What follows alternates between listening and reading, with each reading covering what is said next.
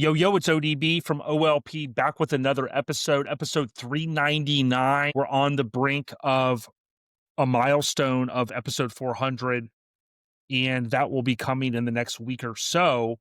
I did want to check in with everybody prior to that episode and give you guys this top 10 mistakes that many truckers make. This episode really can apply to pretty much everything automotive. If you think about it, it could even apply to some other non-automotive type things, and I'll kind of get into that. I want to thank our title sponsor, Scraping the Coast, for the continued support every June in Biloxi. Scraping with an IN, thecoast.com. I always flash their logo on YouTube. Check it out. It's an amazing show, some of the best awards in our truck scene. I also want to give a huge shout out to Phoenix Forge. I often try to point over there, and I said, why am I doing that? If I think about the stuff that I love, one of the things in life is the B word, billet. And Phoenix, F-E-N-I-X, Forged, created these one-off necklaces for us. And we, of course, grabbed the chains and put those on there. But if you think of Flavor Flav and G-Unit and some of the people and pop culture that wore these type of things, it really kind of ties back to hip hop. And I'm super thankful that Kennedy was able to come through and do this. They make wheels for vehicles, of course, including those, what we refer to as floating center caps. Get with Kennedy if you want to make some wheels. And just know that my understanding in the near future, they are looking to expand outside of the wheels that they currently offer.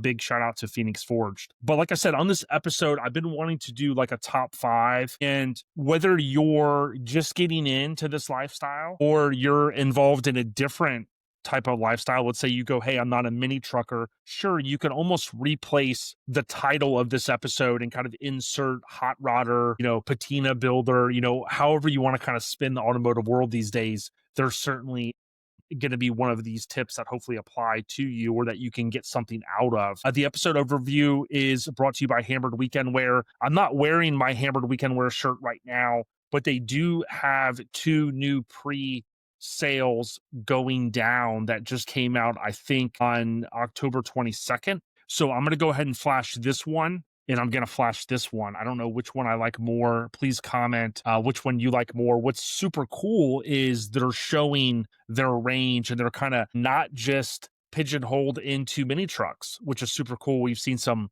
lowrider style resto mod stuff from them as well, but it's pretty cool to see what Adam and team are coming up with. HAMMERD. I'm going to put it right here, their website.com, Hammered Weekend Wear. So HAMMERD, weekendwear.com. Okay, so breaking news. This one's pretty quick.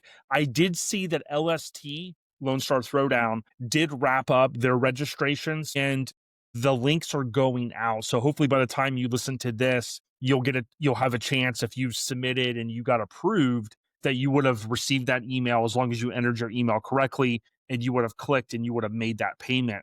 Big shout out to the big homie Kirk. That's one of our petitioners here in Florida. Good dude, Ford Ranger.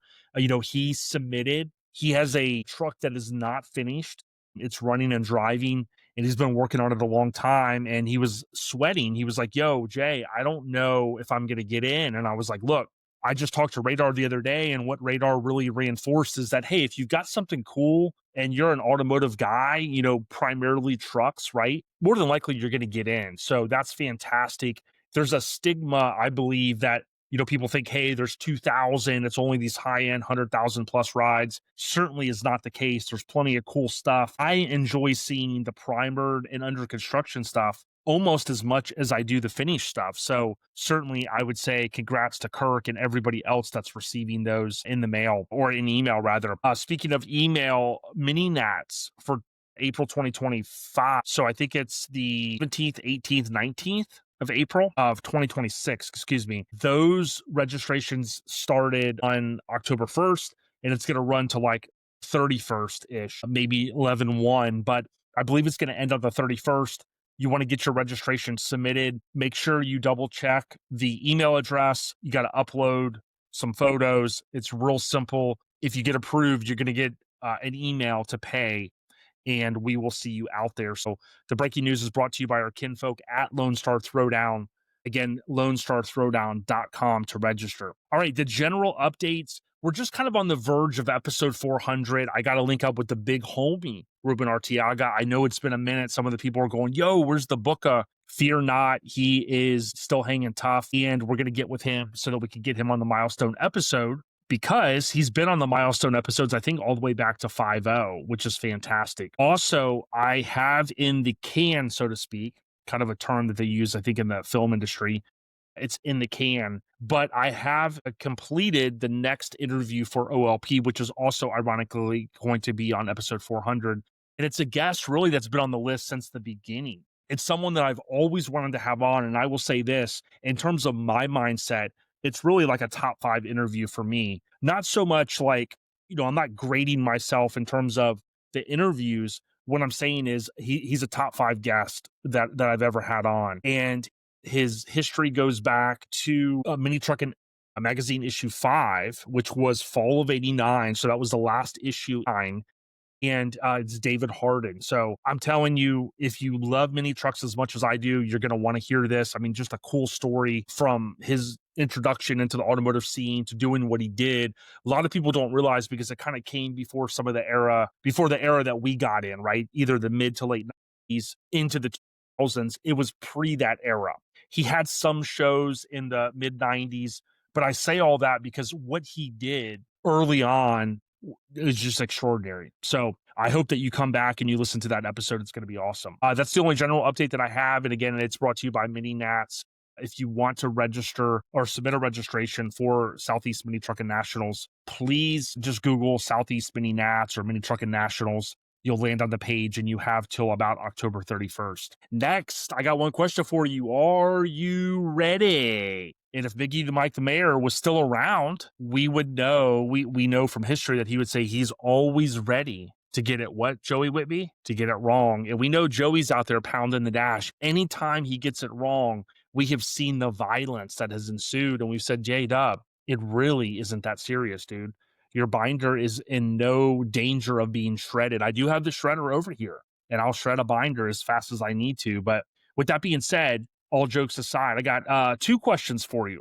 So the first one, this is kind of fun 1980s trivia that ties into music. The question is, what song does someone play in order to rickroll you? What song does someone play in order to rickroll you? Many of you have heard the term rickroll. Some haven't. Some are scratching your head going, I have no idea. But hopefully you've enjoyed that question. What song does someone play in order to rickroll you?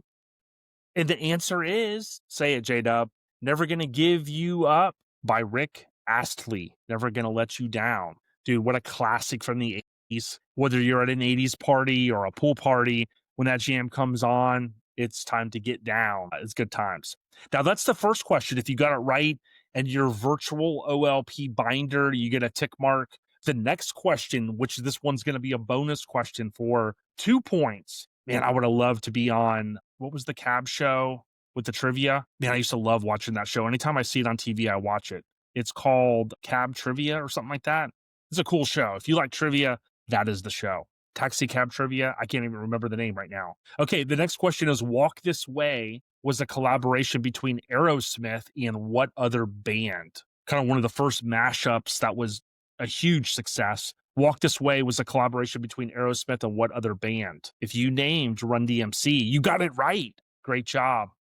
The trivia is brought to you by Garage Gear Clothing. Visit garagegearclothing.com for some of the coolest merchandise in the business. They also attend shows. If you go see them, let them know that OLP sent you. They do have, I believe, free shipping option if you spend a certain threshold. They are good people. Support garagegearclothing.com. Okay, next I got the scene updates. I'm kind of moving through this a little quicker just because that's what I promised and that's what I'm going to kind of stick to. But the scene updates, one of the things I thought was neat was recently Airlift. I don't talk about Airlift a lot. So our friend Ryan and team over at Airlift Performance launched a very, very cool product. I'd love to do a hands-on with this, and maybe in the near future we can do something like that. But this is being dubbed the most advanced air management system we've ever built, introducing the ALP4, built for new installs and easy P/3H upgrades. If you go to airliftperformance.com, you can find more information on this. Everybody kind of has a preference. Just like, it's Florida versus Florida State. green versus red, whatever is your preference, hip hop versus rock. Everybody kind of has a preference. What's neat though to me is I always like to scope out the competition. If you're running a different product, you're like, wow, what's going on in the market? Is this something that would apply to me? Is this something that I would enjoy? On their website, they say take full control of your ride. ALP4 isn't just an upgrade, it's a whole new way to think about air suspension. From the moment you install it to the way you dial in your setup, every detail is made to give you more control and more style and a better ride. And what's neat is like this is like an all-in-one system. We've continued to see refinements in the industry, but there's also like tactile feedback on the controller. It's very clear and easy to read. It almost reminds me of like one of the newer Kindles with like the e-ink style technology. I don't know if it's actually that, but it's super clear to read and it's pretty awesome. There is an optional height sensor upgrade kit, which is sold separately. They're really, I think, pushing the people that want to go out and kind of install this in their garage or their driveway. And they're giving you that functionality with the pressure based system. And then, of course, you can kind of upgrade it from there. There's an app, of course, that goes with it. So don't just take my word for it. Go out and check out their website. They're good people. Always love what Ryan and team does. So I wanted to give them a huge shout out. Next, really, this is just a quick promo for, there's different people on YouTube, Zip Tie Diaries, Dirthead Dave, so many awesome channels. And that's the thing that I love about YouTube. There's so much out there, whether you're into fishing or wrestling or whatever your hobby is, BMX, freestyle bikes, there's more than likely a channel for you. And some of these folks like Dirthead Dave, they were in an industry where, they were just an on-air personality. And one of his recent videos, he talked about, in his last few hundred, I think 170 videos, how he's the guy that's the on-air personality on his channel. He's the editor, right? He's everything behind the scenes. So I would encourage you, as this social world continues to grow, show some love to those creators. Some of you are learning tips from these different folks, how to weld or how to do a particular project. Years ago, one of my best friends, Paul, was listening to a welding podcast, and he said he learned so much from it. And those are the type of examples that I like to hear because there's so much out there at your fingertips. And I would just encourage you, show some love. Like those videos. You may not realize it when we always ask, leave a comment. That helps, right? The way this algorithm is set up, even our channel here at OLP, we don't get a lot of views, right? And I'm not discouraged by that because I want to make this content. Most of our listeners are over on the audio side, right?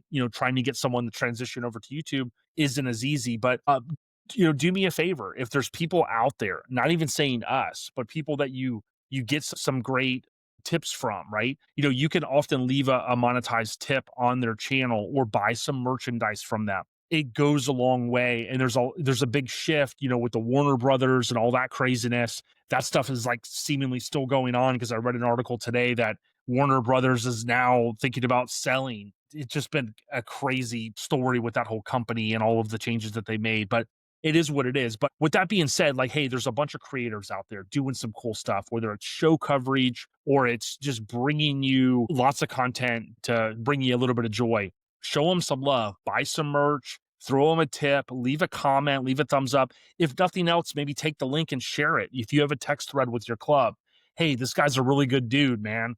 This chick, she's really awesome. Check out her channel. Share that link with other people. Facebook sometimes is going to try to suppress it because it's getting you out of the meta world. But, many of you have WhatsApp threads going or text threads with your friends or maybe messenger threads on Facebook.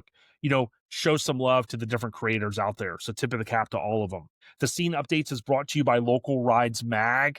I had been promising another video, which I need to knock out. But if you did not know, Local Rides Mag, these are great people. It's Local Rides with a Z. So Rides, RIDEZ magazine. This is a really well-produced publication. It's kind of homegrown, if you will, and you need to get it on their website, localridesmag.com. All right, next I got Hut 1, Hut 2, Hut 3, Hut, Old Dirty Ballard, live and uncut. And of course, that comes from the Wu-Tang. For anybody that knows, Protect Your Neck. I've been a fan since Protect Your Neck. And big ups to the Wu-Tang Clan and the rest in peace to the real ODB. So my message to you this week is very similar. I guess it's tying a bunch of the ODB live and uncuts together. But what I would say is focus on what makes you happy. Okay. And what gets you ahead in life. Where do you want to be in a year or so, right? Where do you want to be at the end of 2026? Is it more social media growth? Is it a new build? Maybe it's a new promotion. Maybe it's working for a new company, right? We're kind of tail end of 2025, focus on those things. I often see people that are so focused on stuff that isn't going to really do anything for them in life, right? And I've had to like take a back step as well on certain things. Like, I like there's things that I enjoy. I enjoy watching the Packers. I watched, them win 2 Super Bowls with my father. He never thought they would ever get back to the big game. And I mean, I used to obsess over football and I love it and I'm a big fan of it. But other than the joy that it brings, like my wife and I, and maybe some friends, like watching it, I have to realize that like, I can't go in debt going to all these games or football, other than bringing me a little bit of joy, like what else is it doing for me? Right. So I have to think about that and go, look, I'm a fan of it, but I don't want to completely obsess over it. Right. And I think you could take that model and you could also, insert anything for my football analogy. And you could say, wow, like I'm so into XYZ, but like, what does it really give you back? Right. If fishing is your thing, that probably gives you something back. Kind of like when I watch football, it probably gives back that, it's some quiet time. I know Justin Wyatt's a big fisher. You get out there, it's a little bit of your pastime. Maybe you fished with your dad, right? That's a win-win, right? Fantastic. But I see people that are like so ingrained, maybe like in other people's like, they're so like they know everything about like what the next person's doing. And not in a good way, in a bad way. And it's like they're obsessed over, this other person. And if it's not your spouse or it's not your family, it's like, celebrities. I mean, I like watching stuff from Michael J. Fox, right? I love Back to the Future and things like that. But, I have to realize like I'm just a fan of that stuff, right? So my only feedback is don't obsess over stuff that really isn't going to do anything for you.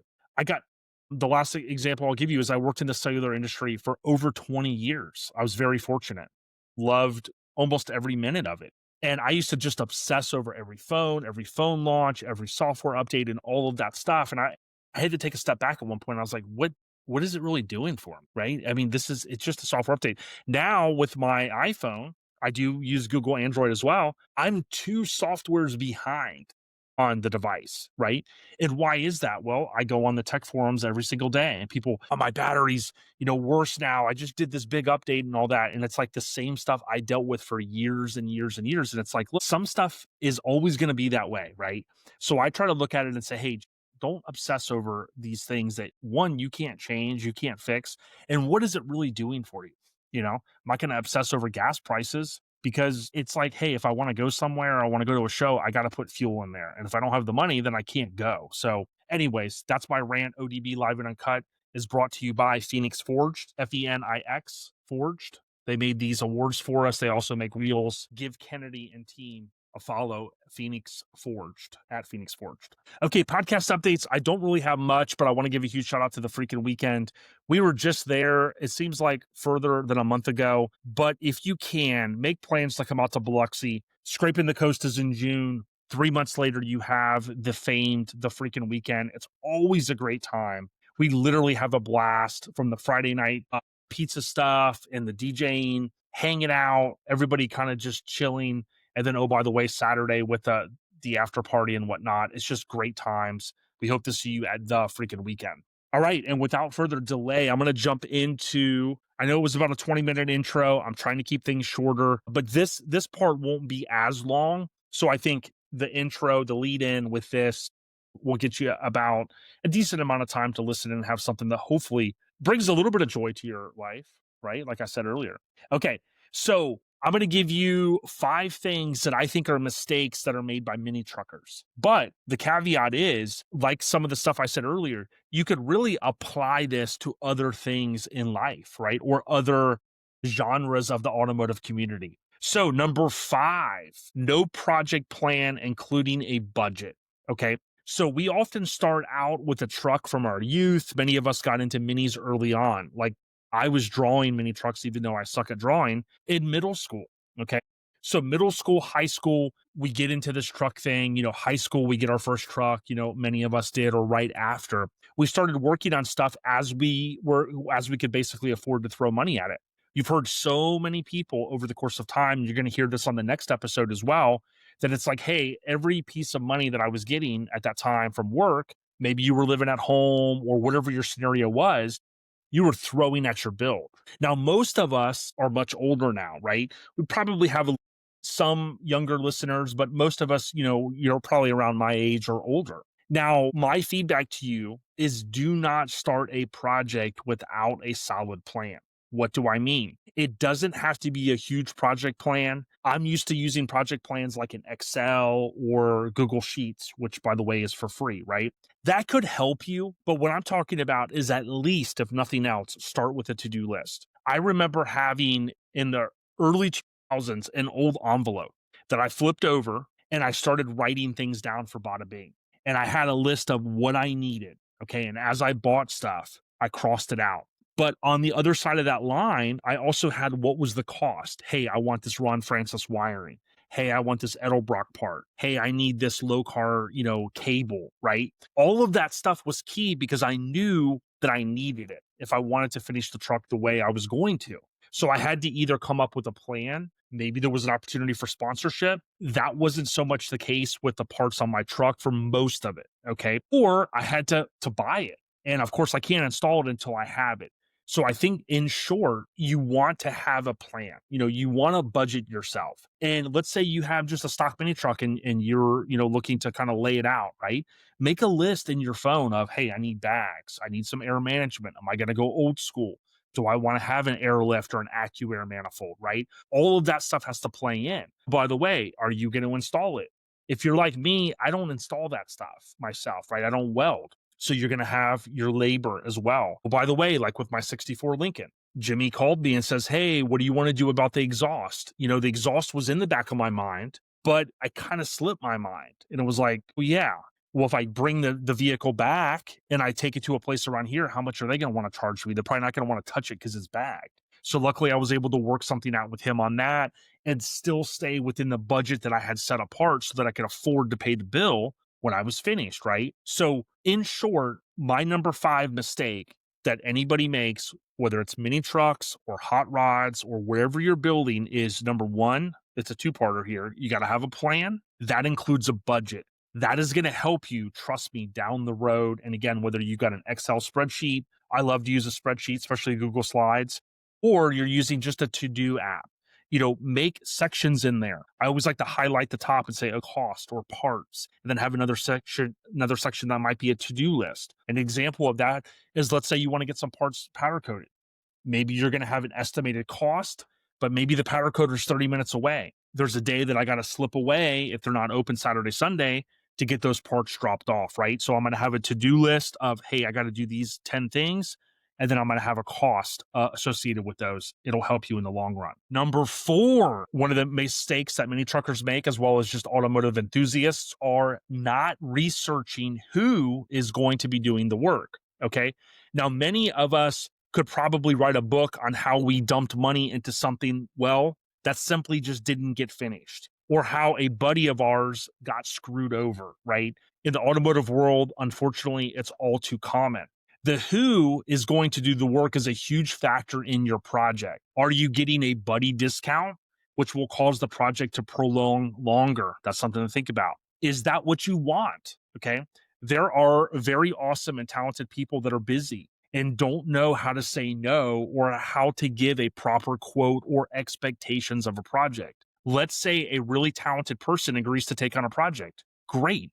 That's a huge step for your project. So now what is the timeline? Are you going to stay on time and on budget? Have they built rides before? Have the rides they built before in the same wheelhouse, or have they been in the same wheelhouse as what you're looking to have them build for you? For instance, it's one thing bagging a vehicle and laying it out. It's another thing going, okay, let's pull the engine. Let's rewire the entire truck. Let's replumb the entire truck. Let's throw the chassis away. Those are a lot of things that you have to think about. Now, if you check out their shop, okay, I've been to many shops over the past 30 years, give or take. Are there rides sitting everywhere that are unfinished. Okay. That could be an indication of what things are to come. You could ask about some of those projects, right? There was a guy locally that I used to associate with many years ago. And I always noticed that anytime somebody brought up, it was critical of him at any little question, it was always the customer. Well, the customer did this. Well, the customer did that. Well, the customer did this. And unfortunately, I had to intervene. I had gotten a phone call from someone not in our club, and they said, "Hey, this guy that I referred to this shop, I feel really bad because I think this guy, and he, I believe, is screwing someone over." And I was like, "Oh boy, here we go. You're calling me to fix it?" And it was a courtesy call to say, "Hey, I think him. You have a good enough relationship with him. Do you mind speaking to him?" And although I try to stay out of people's problems, I did agree at that time to go, "You know what? I'm going to do what I can. Let me report back." Okay. And when I spoke to the individual and I had brought up, this example and some other examples that had been brought to my attention, the person literally had an excuse for every single job. It was the customer this, well, they did this and they did this and they did this. So I asked the person flat out, I was like, "Look, I just want to get this straight. You've never made a mistake, like quoting timelines, how much you can do." And he said, "Yeah, I haven't." It's like, okay, so, you know, you've never made a mistake. Okay, right? So I like to have those conversations to kind of understand, are all of these vehicles, have they been sitting here for years? What is the deal on them? Because it's not necessarily a bad thing. I know shops that juggle a lot of different projects, but you can at least get a little bit of insight into let that person talk some, find out what's going on there. You can ask the shop owner for a few references from the past customers, from his or her past customers who they have done XYZ on their vehicles. You could do your own research, right? Have they tagged people in their social media before? Like if you go on Instagram and they tag someone, right? You could hit them up on the side and go, "Hey, I got a question. I'm thinking about having Bob's Rod Shop, or Joe's Hot Rods or whatever the name is. Do some work for me. Do you got 5 minutes to spare? I'd like to ask you a couple questions before I, kind of jump in with my project." That's an important thing, right? You're reaching out independently to some people that you've seen get work done. Now, I've learned over the years that just because I had a great experience with someone doesn't 100% mean that the next person's going to have a good experience. So I'm very, very reluctant to recommend folks, right? But I can easily tell someone, "Hey, here are the facts. I dropped my stuff off then, I got it picked up here." The person is super busy. They do have a long wait list, but they like to work people in and do these smaller jobs, right? A place like Jimmy's Rod and Customs, I'm always going to recommend to people, but I might reinforce that, "Hey, Jimmy is a very busy shop." That's a good indicator that he puts out good work. The main thing you want to do is check and see, does that timeline based upon what you're asking him to do, does it meet what you're looking to accomplish? So again, going back to number 4, who is doing the work on your vehicle? Don't make the mistake, don't just take someone's word for it and go, "Okay, I'm going to have this guy do it." Because I have seen people that have referred great people. The people are just busy. Maybe they've had a hiccup in their life. They've had a passing of someone. They're just mentally not there. And it may not jive with you that's looking to get, "Hey, this done in the next like 3 weeks." So those are some things that you have to think about. Number 3 is debt. Okay, this is a big one, and I don't think it's talked about enough. And ironically, talking to my friend Sean at Rad BMX Builds, this topic come up because he said there's some kind of hate threads out there on him on some of the different forums, and people going, "Oh, he must be in just crazy debt with all these bikes and stuff." And he's like, "Yo, Jay," he's like, "It's not the case." But I don't think this is talked about enough. Going back to the above, many of us became mini truckers straight out of grade school or during grade school, right? We were very young at that point. It's super easy to get caught up in debt, not just as a mini trucker. Okay, let me be clear, but as an enthusiast in general. Going back to number 5 above, you gotta have a plan. Okay, there's no reason for you to go into credit card or other debt that you don't want. Okay, some debt is good, sure. The way I always look at it is this: let's say you're nearing an end on a project, whether it's on your house or a vehicle you're building, right? Maybe you do need a small loan of some sort to finish the build to kind of get you over that hump. a fair interest rate if you didn't have the money saved, or maybe something came up and you go, hey, I got to go ahead and take a little bit out. I'm going to do a solid loan that I can easily pay back, and it's a fair interest rate. Okay, great. I could be down for that. All right. But high interest credit cards, you're going to begin to regret those never ending payments very, very, very quickly. Okay. Not all of us have a job where, you're doing a job and like tens of thousands of dollars are coming in each payment. Okay. I've always worked a job that's more of a 9 to 5 for the most part. Some of my call center days I work till 11:30 at night, but you get the point, right? A 40-hour paycheck every 2 weeks job. The money that I make isn't the same as like my friends that have a flooring business that might do a big job and maybe they have $100,000 come in, not including payroll and stuff, from a big commercial job. Those folks are in a little bit different ball game. They can maybe go, hey, yeah, no problem. You want to charge $30,000 for a paint job? Cool. I saved that from last week. Here you go. Right. Not everybody is in the same circumstances. And certainly I'm not in that as well. So I can't do that myself, contrary to what some people might believe. Now, ways to avoid debt include, here's two key things. Number one, the easy answer, and somebody that has saved money for a very long time is just going to go, hey, you'll hear people say, don't spend it if you don't have it. Easier said than done. I understand the way we live in this world of consumerism, right? Everybody has FOMO now, which is the fear of missing out. But a lot of people will tell you, save money. Okay. If you've got the money in your account and you can say yes or no what you want to do, and it's what you want to do, go for it. Okay. But ask around so you don't lose money. Remember what I talked about earlier. Remember, cheaper work is not always good in the long run. Okay. Getting a value job is one thing. But if you go into debt because, let's say, you save the money and you got somebody to give you a good side job, right? Side jobs aren't bad. But if the person doesn't do the work well and now something happens to your vehicle and now you got to go back and fix it again, well, guess what? Now you're spending more money potentially than what you started out thinking you were going to spend, right? So you can look at it from all different angles. The one thing I could tell you is this: having been in the mini truck scene for a long time, I know early on too, I was like, oh, I can buy whatever I want, right? Because I've got these cards and I can do this and I can do that. And I've had friends that have went highly into debt, and it feels like you're never going to get out of that debt. So I'm not here to give you financial advice, right? I think there's always a way to get out of debt. There's been different people in our truck scene. I think there was a gal that has a crew cab C30. I think it was her, and it was somebody I worked with, was in some debt. And within a year, they were able to pay themselves down and get out of that. And that's fantastic. But I would just caution you, especially as we get older, most of us want to be debt free. It would be great to have the house paid and cars paid and all that. We know payments are a part of life. There's nothing wrong with that. I bought a trailer before and I had 36 payments on it, and it was super fair and I could afford it. And when that last payment was made, it was like, cool, I own the trailer. Like, that stuff to me is totally fine. But going into an exorbitant debt to build a vehicle, to me, just isn't, in my mind, isn't the way any of us want to do it.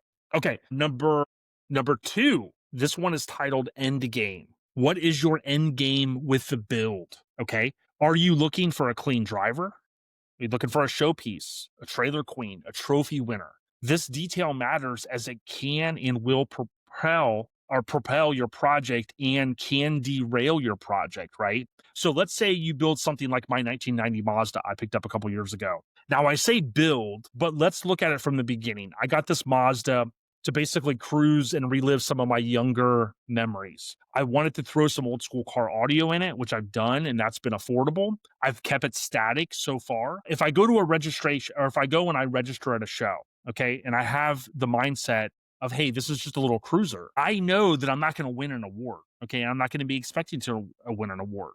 Do plans change? Absolutely. How many of us have started a build and then now, wow, now it is a showpiece? Sure, that happens all the time. But if you go into a situation knowing where you started, well, you may not be disappointed later. And my best example is if I pay a registration fee with my Mazda and I don't win, I mean, let's be honest, I'm probably going to say no judge, right?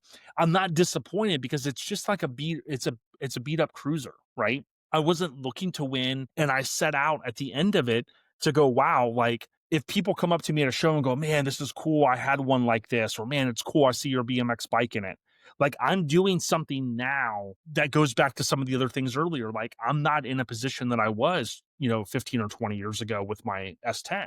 I'm building something a little bit more affordable that I'm going to enjoy very much so in my mid to late 40s ODB, if that makes sense. So again, what's the end game? Think about upfront, what do you want to do? If you've built multiple vehicles, I talked to a friend recently and I didn't know if he was kidding around with me. He goes, man, I'm gonna build me a trophy, like a trophy winner this next, like I'm going all in on my next build. And I was like, cool. Like, if you know that out of the gate and you know you're going to be spending the money and you've got it, or you're going to earn it and you're going to do it, then have fun with it. Go out there. We kid around a lot about not winning awards and things like that. Most of us don't set out to win the awards, and maybe you don't, and you're still a little disappointed sometimes because you go, wow, like, man, I put all this money in my vehicle. Listen, these shows aren't World of Wheels. These aren't some high-end hot rod builder judges, right? A lot of it is judged on, appearance and things like that. So again, if you know your end game out of the gate, I think it's going to help set you up for success rather than failure down the road. Okay. And the number one mistake that many truckers make, and potentially other truck enthusiasts or automotive enthusiasts in general, is coming down to the word parts. Okay. And when I say parts, I mean all encompassing, things that you have to buy potentially, whether it's metal or a chassis or whatever. And so I want to break this down for you, and then we'll sum this one up, or we'll close out this episode. Part of the plan is deciding where you want to go with the truck, right? So I talked about that. When I first started Bada Bing, it was bagged in 98. It was body dropped 99 right into the beginning of 2000, only for me to want to stock floor it just a few years later with a motor swap and go totally crazy. And I was like, well, okay, 98, yeah, my mindset was bagged. Like, now I want to be bodied. Oh, now I want to do this. But if you look at how much I went back and redid stuff, my truck was traditional body drop and I drove it everywhere thanks to Matt Torgerson.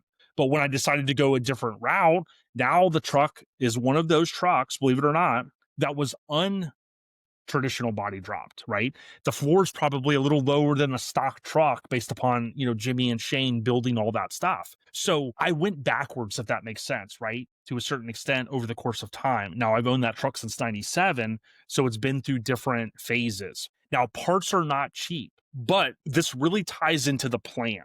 I often see people comment on social media that say, wow, the Roadster shop, and they say things like, there ain't no way. Or they'll see somebody that has like a Porter-built fab chassis put together with a LS engine in it, and someone's asking X amount, and they'll say something like, "There's no way it's worth that much." Well, yeah. Well, let's think about it. Years ago, we did not have the option like we do these days to like potentially call up a company and order a chassis. You can order a chassis for many rides. Let's say you ordered a custom chassis, like my buddy Tom did with his F100. He ordered one from GSI.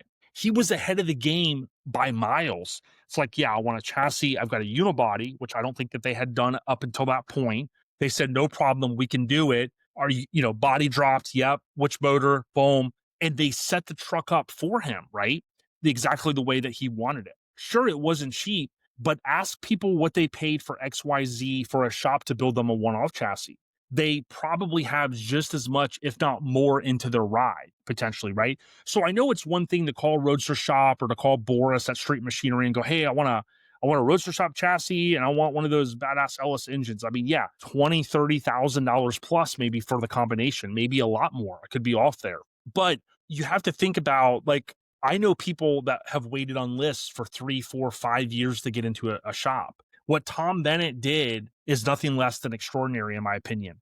Tom had a couple builds under his belt as far as cover trucks and cover cars, but Tom ordered a chassis, got delivered to his house. He had it powder coated. He moved the cab, right? The cab in bed, the unibody over to this chassis. He started doing every single thing that he could do. And then, yeah, he had a couple shops, I think, do like maybe the exhaust and do a little bit of the plumbing, but that was like the tail end. If you look at the street trucks with his truck on the cover that was just a couple months ago, I mean, that's a high-end 150,000, maybe plus build truck, which people are going to think that is insane. But imagine if he said, hey, I'm not going to do it that way, and I'm just going to wait for XYZ custom shop. He might still be waiting. right? No offense. I mean, the top dog shops, their list is out a long time. So I think when it comes down to it, you really got to gauge as part of that plan, what parts do you want to incorporate into your build? If you think about the engine, right? Do you really want some sort of crazy LS engine in your vehicle, right? There was a guy locally here, and I won't say his name, but he had this cool extended cab S10. He had a 4-cylinder in it, the same engine I had in my original S10.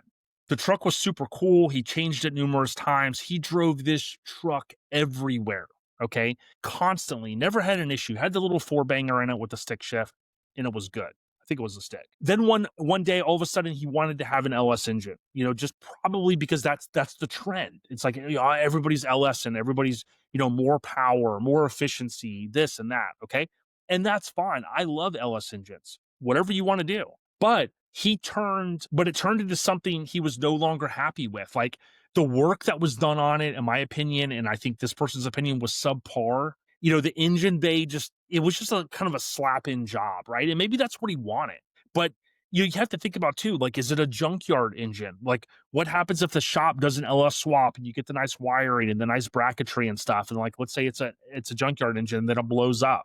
And if you're not a to-do kind of person, now you're having to go out there and like figure out like, do I pull this engine myself? Do I take it and get it rebuilt? Do I call Boris at Street Machinery? Like, what do I do? So those are some things to think about. So those are my top 5 mistakes, in my opinion, that we make as it relates to our builds, whether we're an enthusiast of mini trucks or another type of genre. The last one is bonus. Okay, this is a quick bonus one, I promise. Do not buy parts on social media unless you know they're what we call a usual suspect in terms of they sell to the community. Okay. Oftentimes, these companies that have parts like a Porterbuilt or a GSI, you're either going to call their main number or you're going to order on their website. Okay. That is important because I can tell you this, whether it's BMX bikes, Lincolns, Mopars, rare parts in general, there are scammers a dime a dozen. I'm telling you, there are tons of them out there. I just saved a buddy the other day $500. He thought he was dealing with someone to buy a bike, and I was like, dude, that is not who you think it is, right? No disrespect to my friend, but he was thankful. He goes, yo, Jay, thank you, bro. Like, I was ready to send this guy $500. The same applies for BMX bikes as it does for parts, okay? You might think you're getting a good deal, and if the deal is too good to be true, walk away. Ask them to throw it on eBay, right? It's one thing to go on Facebook Marketplace and you're going to a guy's house or a lady's house and you're buying it, you're seeing it, you're handing the money over, and then boom, now you got it. That's one thing. But sending someone money that you have no idea, I've said this before, if somebody just knocked on your door and you had no idea who they were, and they're like, hey, my name's Larry, send me $500 right now for whatever you want. It's like, would you do it? Probably not. So with that being said, again, I want to thank Scraping the Coast for all the support. This is the top 5 mistakes that mini truckers make. But again, it can apply to other enthusiasts. Let me know what you think. Am I crazy? Did I say something that just caught you off guard? I'd love to hear from you in the comments. If you're listening via Spotify, thank you. Please pull us up on YouTube, Our Lifestyle Podcast, your mini trucking headquarters, and stream the content there. It helps us so much. I appreciate everyone out there. Episode 400 coming soon, Lord willing, with Ruben Artiaga and David Harden. Stay on the rise, everyone. ODB, we are chia. Peace.